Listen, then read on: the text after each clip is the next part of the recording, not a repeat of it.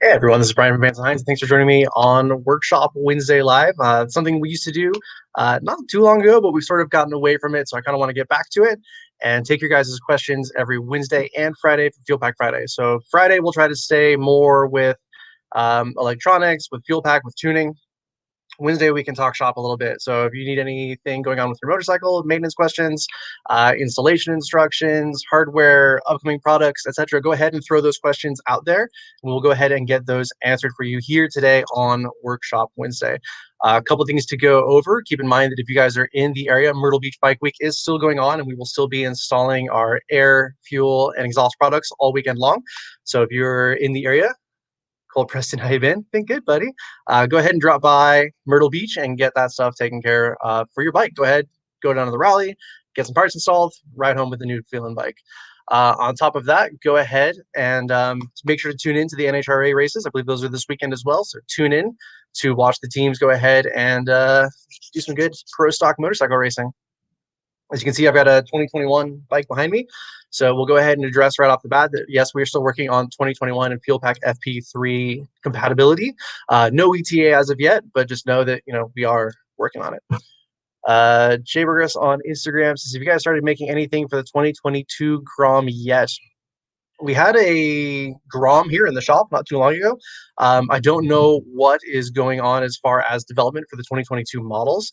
I would need to go ahead and talk to my product development manager and see if we have anything in the works for that particular model. I do know that the one we had, we basically have given to the race teams to use as a pit bike. So it's outfitted with one of our pipes as a pit bike. But as far as if something's coming for 2022 specifically, I don't have that answer. But I can find out. I'll talk to my product development manager and see what we get going. Just kind of scroll through here, make sure I'm not typing on anybody. And again, if you guys have any questions, just chuck them on out there. Cheers from Italy. Just cheers. Thanks for tuning in. Greg Christensen on Facebook says, I love my FP3. Can you look at the map I currently have and tell me if that has the best one for me? Yeah, so buddy, if you want to shoot me an email at fppro@vanceandhines.com, go ahead and do that. What I'll need is the last 6-year VIN. I'll also need you to upload the ECU contents from your bike to my server. So from the main menu, go down to the very bottom, select customer support, select V&H customer support, and you'll see a button further down that says upload ECU content. Go ahead and press that one. And what that'll do is it'll take the map that's currently in your bike, upload it to my server, then email me at fppro@vanceandhines.com with the last 6-year VIN, the details of your build, and I can go ahead and take a look at the map you sent versus what I feel like you should have, and we can go ahead and get that squared up. So yeah, Greg, go ahead and shoot me an email, and thanks for tuning in. Bounce back over here to Instagram, see what we got. Do the Foster Bros still work there? Tiny baddie one. I am not sure, buddy. Cole USA Preston says, you're going to come out with a new stainless 2-in-1? We have. So we just came out not too long ago with the stainless 2-in-1 high output, which is available for the Milwaukee 8 Softails. You would have seen it on our King of the Baggers race bike. It's not available yet for touring, but it is for Softails. I believe there are going to be some more shipped out later this month. So if you have those on back order, keep an eye out. They should be coming your way. But yeah, we just launched that thing not too long ago. You can go to our website, vanceandhines.com, take a look at the Milwaukee 8 Softails and look at the stainless 2-in-1 high output. Take a look. I believe there's audio clips. There's a couple videos. Really, really nice pipe. Had a lot of fun riding with it. And that is out in the wild. Right. John Walls, WS on Facebook says, I'm currently sitting at Harley Davidson getting my bike tuned for my new Trudels Vance and Hines exhaust. Killer, buddy. Hopefully they got some good coffee. I've been to a few dealers that have had really, really great coffee and some that have had like burnt 7-Eleven coffee. So hopefully yours is one of the good ones. And it's an enjoyable wait for you there, pal. And thank you again for your support, John. Jay Burgess 862 on Instagram says I emailed them, but I haven't heard anything. I can always send mine in for a one-off VH edition. Yep, absolutely. Go ahead, hit us up, and we'll see what we can do for you. A little bit off topic, but your gauges flap in the wind while riding. I only ride with a full face helmet, so this doesn't bother me at all. I did, however, stop going up because I wanted to continue to wear a full face helmet, and anything beyond that is a hassle. So these are at like 9/16. No flapping for me, just because I don't ride with anything but a full face helmet, so it's not a problem. Greg says you guys rock. Thank you, Brian. Best pipes on the market. Appreciate it, Brian. Let's see. Frederick. Instagram says I got a VO2 air intake. One of the hoses keeps coming off the breather bolt during my ride. Any suggestions on how to keep it in? Go ahead, shoot me an image of it, take a picture, send it to me, fppro@vancehines.com. I'll take a look. It's possible that what's happening is when you put the breather bolts in, I have a VO2, but I don't want to tear into it right here. Depending on how you rotate the hose or how you orient it in, you can actually put additional tension on there so the wind can pop it off. Or if you have too much lube, it could also just be that the hose is worn and needs replacement. Again, take a picture, send it to me. I can go ahead and take a look at it. If you need new ones, I'll go ahead and shoot you a new one. Let's see. Gone Mad says, "Can I ride my bike without baffles? If not, how come?" So you technically can, but it's not something that we recommend doing. They're Gone Mad. What ends up happening is if you pull the baffles out of an exhaust, it tends to run a bit poorly on the bottom end. And in doing so, it's not something we tend to recommend as a performance-oriented company that was, born and sort of came from racing. If it's going to detract or pull away performance, we typically tend not to recommend doing it. So that's usually why we don't recommend it. You can absolutely, and if you do, you will need to remap it. So if we have a no baffle map in the Fuel Pack FP3, say for like a short shots, go ahead and run that. If it is something like a touring model, you will have to create your own map by using the auto tune feature. So just if it's twin slash rounds and you have twin slash rounds map and you pull the baffle out of it, put it in auto tune, do like 2 to 3 shorter, maybe like 20 to 30-minute tuning sessions, and go ahead and get the bike dialed for that lack of baffle. Again, though, we don't typically recommend doing that. Steve Vetter, where's the M8 big long shots? I don't know, to be honest. I know that is something that was in the works, and I don't have a current update on that there, Steve. If you want, shoot me an email, fppro@vancehines.com. I have a meeting with the head of engineering later on today, and I can ask him while I'm in that meeting for you. Scooter underscore trash on Instagram. Should I get the FP3 with short shots? I have high flow air cleaner now. Yeah, if you put the short shot staggered on the bike, you are going to want to go ahead and install a Fuel Pack FP3. What's going to happen is if you have too much air going into or out of your combustion chamber, you'll need to increase your fuel to match, so that way the target AFR stays the same and everything can work as possible. Now, the ECU does have these things called automatic fuel trims, which will basically sense that the bike is lean and add fuel to it. But the problem is you can only add so much in either direction. You can only add little upwards about 15% or take away 15%. And so what happens is if you are supposed to be in the middle and you kind of skew it further down here and you back up against that limit, it's going to be an issue for you. So if you live at high elevation and go down, if you live at sea level and go high elevation, if it's hotter, colder, more or less barometric pressure, it can cause issues. So you definitely want to have it tuned so that way you're sort of in the middle of that range. Have a new set 0 point so you can have all the adjustability that's necessary from that ECU. Sapien says, need that shirt ASAP. I think we should probably talk about it. This is actually one of the Employee Appreciation Day shirts from this last year for 2020. So it's not something that's out on the market, but I have seen a few people notice it and enjoy it. So maybe that's something we can talk to marketing about. Getting another shirt out there for you guys. Any word on tuners for the 2021s? Nope, got a 2021 here, so we're working on it. Don't have an ETA at this time. Can y'all get some tunes with a Kirker 2-to-1 bootlegger? Not 100% familiar with the Kirker 2-to-1. That being said, what I would typically recommend doing is running a Pro Pipe or a generic 2-to-1 long for that sort of setup, and then run auto tunes as necessary. So it depends. I know for like Super Trap, you've got the different discs. I'm not sure if Kirko still kept that or not. But if you need to change the baffle type, usually for like a more free-flowing 2-to-1, I say start with Pro Pipe, competition baffle, auto tune out from there. Again, 2 to 3 sessions, 20, 30 minutes. Not too bad, just a little bit of work on your part because we don't have Kirker here. Jeremy says, hey, thanks again, guys. You fixed my issues with the tune, and it's running really good. That's awesome. Thanks, Jeremy. Appreciate you watching and giving the great feedback. Boca Road King, any new products coming out for Royal Enfield at the moment? Not that I know of, no. See, Zulus MC Babyface on Instagram says, I have a 2012 Street Glide, Power Duels header, neighbor hater slip-ons. running the available map for that setup, but it feels like it's lacking. What do I suggest? So for neighbor hater, that would be a 4-inch can with an upsweep at the end, little swedge. Lubricord baffle. I would say recommend start with Vance Hines, go to Eliminator 400s with power jewels. Run that. It's very likely that because of the outer diameter of the can and because of the baffle construction, it's likely that you will not need to auto tune.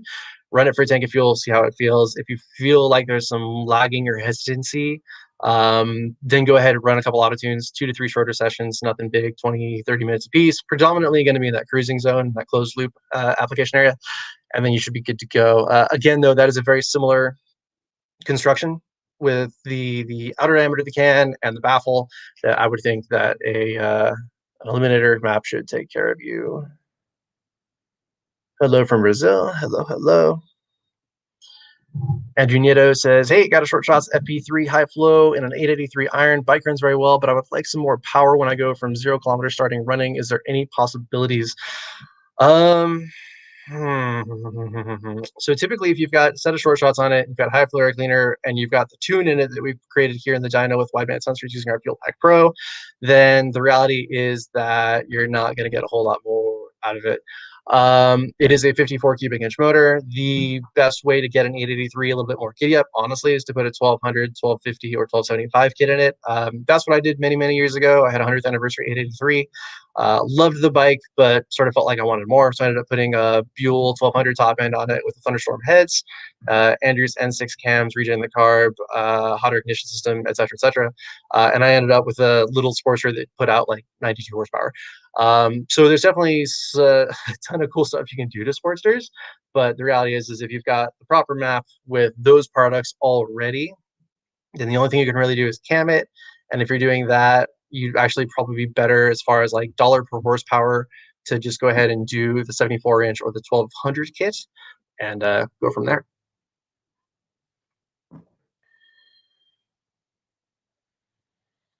Could you say happy birthday to my friend Nick Gurr? It would make stay. Nick Gurr, happy birthday from Bryan at Vance Hines. Hope that made his day. Thank you for answering my questions. Absolutely no problem. Thank you, thank you, thank you. Scooter Trash says, can continue to be moved to a different bike after install? At the moment, no. A Fuel Pack FP3, once it flashes a bike, is married and locked to the ECU VIN combination and cannot be moved to another vehicle for tuning purposes. Now, that's to say, there's a couple things we can do for you. Little known fact, if you are in a wreck, if something happens, your bike is totaled, let me know. Shoot me an email, fppro@vancehines.com. When those things happen and it's completely, no fault of your own, you got to get a replacement bike. I'm usually pretty lenient and can replace FP3s. I can't move it to another bike. I can't unlock it and have you move it. But, if something happens and there's an issue with that kind of thing, so send me a copy of the police report, image of the crash, and I'll send you a new one, man. Cheers from Serbia. Big show? Kind of. Appreciate it, bro. Gonna flash it with the Illuminator map, says Zulus. Very cool. Hello. Oh, Rick Wheeler on Facebook says, I have an M8 high flow air cleaner, power dual, and Torque 450s. Does the FP3 require any adjustment if I swap out to an aftermarket intake manifold? Not sure if I'm saying at 55 or going larger. So typically, if you change the induction module, there is not necessarily a table for the size of your induction module. So if you go from like a 55 to a 58 or a 63, there's no specification in the tuning strategy to say, I have a larger induction module. What there is the ability to add grams per second rating for a fuel injector. So if that gets paired with a new set of fuel injectors, and you'll want to change the fuel injector rating. That being said, if you go to a larger induction module, there is, per the Venturi principle, going to be more air going through that induction module and into the combustion chamber. So what I would recommend doing is doing some auto tunes to go ahead and accommodate for the difference that a larger induction module can create. Again, there's no way to change it from a 55 to say like 58 or 63 in the tuning strategy, but you can auto tune it and you can remap the VEs for said new induction module. Let's see. Any news on the tune for the 21? Still working on it, bro. I wish it were out, but it's Still cruising along. No ETA on that bad boy. Are there new dedicated Street Bob 2021 tips for Europe? Maybe, maybe not. So at this point, we're actually working with a couple dealers, both in Mexico and in the UK, to see what we can do regarding the Euro 5 compliance. For those of you who are not aware, European or HCI vehicles now have Euro 5 compliance, which basically means there's O2 sensors before and after the catalytic converter. So it's basically looking at the mixture going into the cat and the mixture coming out of the cat. Because of that secondary set of oxygen sensors, a lot of our products aren't fitting, or well, they can be installed onto Euro 5 vehicles, but you'll have engine codes and you have these extra sensors you don't know what to do with, and that is a problem. So we're working with a couple teams internationally to see what we can do regarding Euro 5. So sit tight. I don't know how long it's going to take, but know that it is on our radar and it's something we are looking into.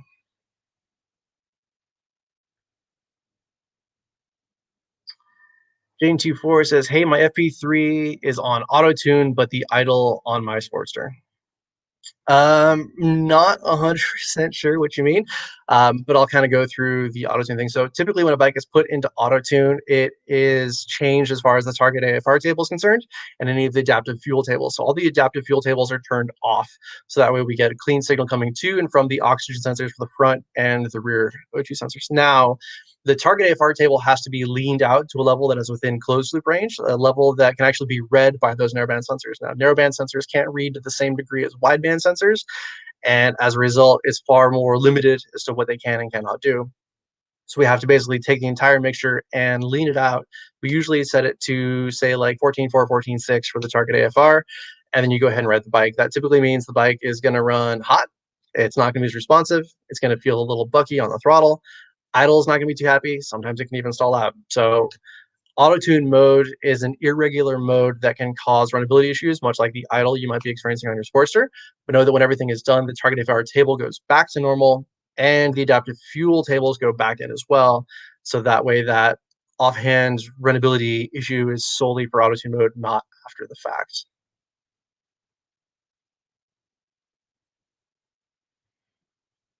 Scooter Trash says, I did wreck and the bike might get totaled by insurance. Yeah, but just, again, if you need to, fpproadvancedhines.com. I just did one for another gentleman yesterday. So let me know if that stuff happens. We'll get you guys hooked up. Hello from South Germany. Hello, hello. Oh, boy, that just throttled me up a bit there. Hold on a second. Let me try to get back to where I was. After a year and a half to 2 years of doing this on Instagram, you think I'd be able to scroll through here without accidentally typing stuff, and I can't. Completely incapable. Hey, from Cancun, dude, that's awesome. Let's see. Marcel Donald, Argentina, puse en Vance Hines en una competición en mi Sporster 200. Solo tiene un año y se celebró la sucesión. So my Spanish is a bit rusty. I should speak better having an Ecuadorian mother, but I don't. However, I got the gist of that. So Marcelo Don, go ahead, shoot me an email, fppro@vancehinds.com. There shouldn't really be any issue going on with that pipe within a year of purchase. Send me a copy of the proof of purchase and an image of what's going on with the pipe, and I'll see what we can do for you. I do know that a lot of the competition stuff was discontinued, so I'm not sure what kind of parts we're going to have available. But again, let me know what's going on, see what we can do. Josh Conley on Facebook says, do you guys sell baffles still? We do, yeah. So we have couple things. It depends on what kind of system you're looking at. We offer quiet baffles. We offer super quiet baffles. If you're talking about pro pipe, we offer competition baffles. If you need to get a standard baffle replaced, if you pulled it out or it's just old and needs a little bit of love, you can go ahead and hit us up at help@vanceandhines.com. You can contact our customer support team Monday through Friday, 8 to 5 Pacific Standard Time, and we can get you set up replacement standard baffles, quiet baffles, competition baffles, whatever you need. Just make sure if you send that email, let them know the year, the make, the model, the system, and what kind of baffle you're looking for, and we can get you a quote. Josh Conley says, how long has Vance Hines been around? Oh, lose my balance. Vance Hines has been around since 1979, so shoot, 42 years now. R18 Pipes asks, I like a motor BMW Motorrad. I don't have any update on those at the moment. I can go ahead and talk to my engineering head at 2 o'clock when I've got my meeting with him and see what I can find out. At Harlow Been running auto tune after the initial pre-programmed tune. Have no problems with the way the bike runs. Just a bit nervous to actually apply learned values. Should I be? Not particularly, no. What I'd recommend doing is if it's only the first run, go ahead, hit apply learned values, hit apply, do at least one, maybe two more auto tune sessions. And then for the last one, hit apply learned values and hit finish. Now, if you want to see if it's necessary, there's a preview button in the lower right-hand corner of the auto tune screen, which will show you the target. It will basically show you the volumetric efficiency delta tables, which is the difference between where a map is started and completed, and it sort of shows you the gradiated colors of change. So if it's green, you haven't really changed that much. If it's red, you've added a bunch of fuel. If it's blue, you've pulled out a lot of fuel. And so by going through that table, if it's mostly green, you might as well just call it done, hit apply and hit finish, and you're good. If you see a lot of red or blue, do another session, check it out again. If it's still red and blue, do an additional one. Typically 2 to 3 is about what it takes. But it's a good visual indicator to let you know that it's done. But as far as like applying the learned values and riding the bike, don't worry about it. You're good to go. Jaden, yeah, if the idle goes up and down, right now what it's basically happening is there's no warm-up enrichment circuit. Well, it's not really a circuit. It's not a carburetor. There's no warm-up enrichment. There's no like IAC warm-up for idle. A lot of it gets turned off when you do the auto tune. So go ahead, don't worry about it. It's going to take a while to warm up the bike, longer than usual, and it will fluctuate. Once it's warmed up, it shouldn't be a problem, and then you should be able to tune no problem. David MT 1989 said, recibió mis short shots en Colombia, los mejores de los mejores. Muchas gracias. Y de nada. Really, really appreciate the support. I'd love to say that in Spanish, but again, I'm rusty. Carlos Donda, hey, do you not need an employee? I'm a mechanic in Argentina, but I want to move to the US. We are actually hiring for a number of positions. You can go to careers.vancehines.com and see what we can do for you. Randy, buddy, good to hear from you. You too. Muchas gracias por mis short shots, para mi Iron 800. Please con la calidad. Muchas gracias. Los recibí en Colombia y todo salió bien. Bueno. Awesome rock. Take it on air. All right. Evil Ways 13 says, hey, I just installed V8 short shots on my Sporser 1200 and the Stealth Air Cleaner SNS. Do you recommend getting FP to tune the bike? Yes, absolutely.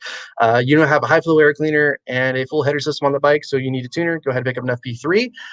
Every single one of our FP3 tunes basically is set up for that high flow air cleaner, for any high flow air cleaner, similar to our VO2 products.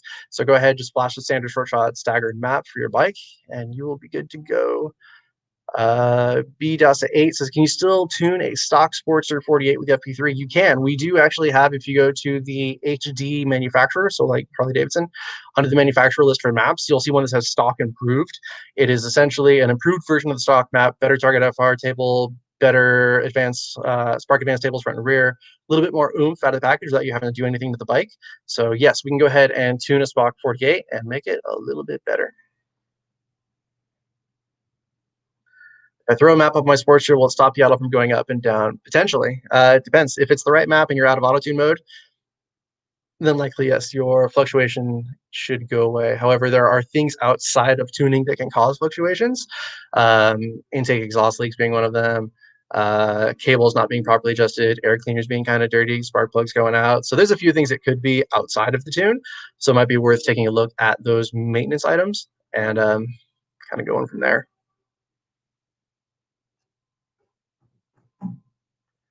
Scooter Trash says FP3 is worth money. Highly recommend. Appreciate it, buddy.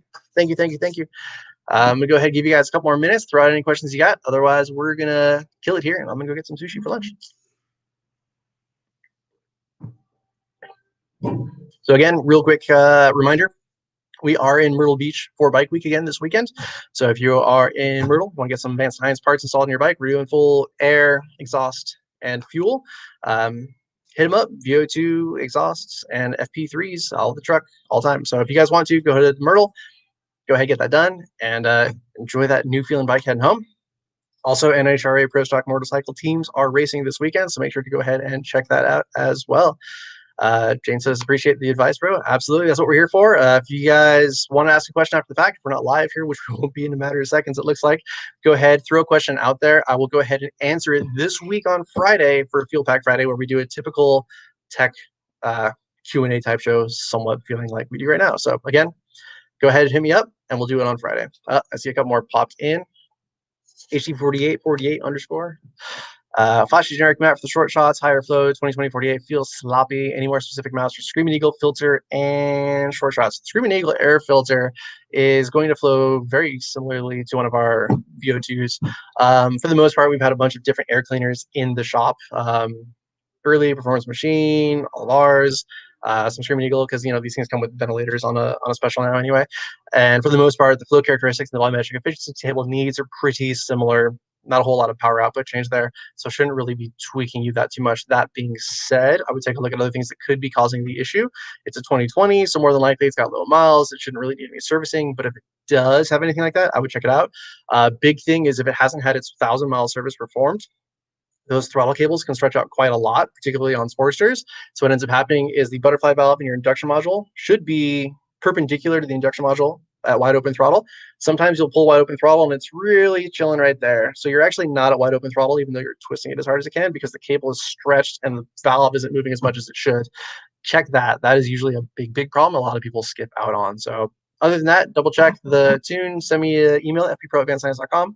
We can have you upload the ECU contents. I can take a look at it, make some changes if we need to. Is there a VNH air filter with catch can or anything like that? No, actually. So all of our VO2 air cleaners, as of recently now, are 50 state legal. So they're all CARB approved. Same filter, same air cleaner, same performance products we've made for years. It's just we managed to get it. They're legal to be sold in California. Part of that means they cannot have external breathers, external oiling systems. They have to be performed as per replacement OEM official equipment. There's some weird verbiage there, but the reality is the exact same air cleaner we've made for a number of years that performs really well. Same air cleaner we took down the racetrack at King of the Baggers. It just happens to now be approved in California. So cool beans. Vidasa will be the last question we do today, and then we'll hit you guys up on Friday. Which air intake do you recommend to go along with the FP3 for a 48 Sporser? For me personally, that depends on what kind of exhaust you have and what kind of look you're going for the bike. Something like a cage fighter, if you're going to go with the stainless steel and sweep, is really nice. If you're going to stick with black, then I would typically look at like a Rogue Air, VO2 Blade, or VO2X, again, all black. We do offer a black contrast version, which actually works really well on a 48, considering the 48 has those like aluminum rocker covers. It's not a fully blacked out motor, so that contrast can kind of go from the air cleaner to the motor and sort of balance each other out. I think at that point, ultimately, it's an aesthetic decision. But if you're looking at the cage fighter, the X, the Blade, or the Rogue, they all have that newer, larger filter that we have on it. And so they're all going to perform really well for you. It's just a matter of which one you like the looks of better. And that would be the one I would pick. All that information we found on our website, vancehines.com. Big air filter section kind of goes through all the different air filter offerings we have. You can get all that stuff from your local motorcycle shop or your favorite online retailer. Ladies and gentlemen, thank you for tuning in for Workshop Wednesday. I know we haven't done this in a while, but it looks like we had a lot of questions before we keep this going. And we'll see you guys hopefully next week. All right. Bye, everyone.